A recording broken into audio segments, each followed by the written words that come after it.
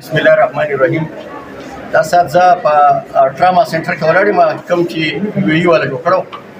دا زموږ هسپتال ډېر زیات بد حال دی. دا ماشوم چې دی د بیګا اکسیډنټ کړی پټار دردیا کې د بدقسمتۍ نه نن ورته سی ټي سکین لیکلی دی. نن زموږ د سیدو هسپتال د ټیچینګ هسپتال چې ورته ویل کېږي براینا ورته ویل کېږي. زه په هغه ټراما سنټر کې نن ولاړ یم.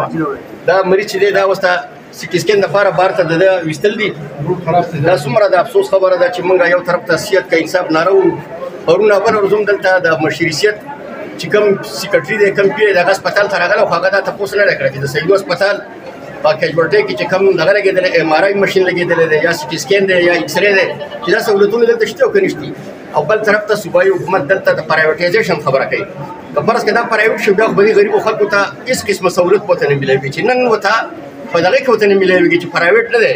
او چې موږ دا خبره کوو چې په هسپتال کې د ایکس رې تنظیم صحیح نه دی، که د سی ټي سکین خبره کوو چې سی ټي سکین خبره کوو خراب دی، الټراساونډ خبره کوو که د ایم آر آی کوو خلک وایي دوی به دې باندې سیاسي سکورینګ کوي. نن چې زه ولاړ یم دا دنیا مریضان نن دلته ولاړ دا ټراما سنټر دی چې دلته هر نمونه سهولت وی دی. غریب سړي ته په 10 روپۍ په چټۍ باندې هر نمونه سهولت ورته میلاوي دی. سیرپ ورته میلاوي دی، دوایي ورته میلاوي دی، سی ټي سکین ورته کېدی، الټراساونډ ورته کېدی، ایکس رې ورته کېدی. نو دا څونه ده موږ دا خبره واضحه کوو.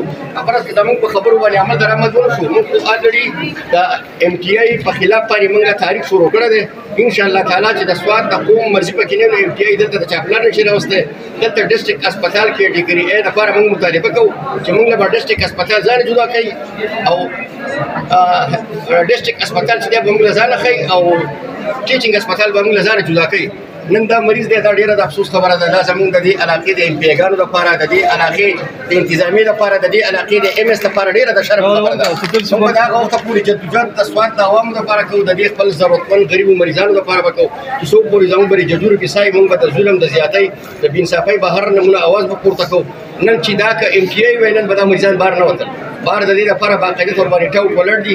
هغه د لیبارټري ټسټونه بهر په لیبارټریانو خرڅوي، که د ایم آر آی دغه هغه هم په دغه پرایویټ لیبارټریانو باندې خرڅوي، که د سی ټي سکین که څه نمونه سهولتونه ټول بهر کېږي او په هسپتال کې دننه هېڅ قسمه سهولت نشته. نو د خدای په خاطر باندې موږ چې کومه خبره کوو په حیثیت د سواتي بچي په حیثیت باندې پکار ده چې دا زموږ سره د ایم ټي آی ایکټ په خلاف باندې ودرېږي او د سوات د هسپتالونو کې د والي صاحب په شان کې د سهولت لپاره پکار ده چې موږ اجتماعي طور باندې اواز پورته کړو. ډېره مهرباني.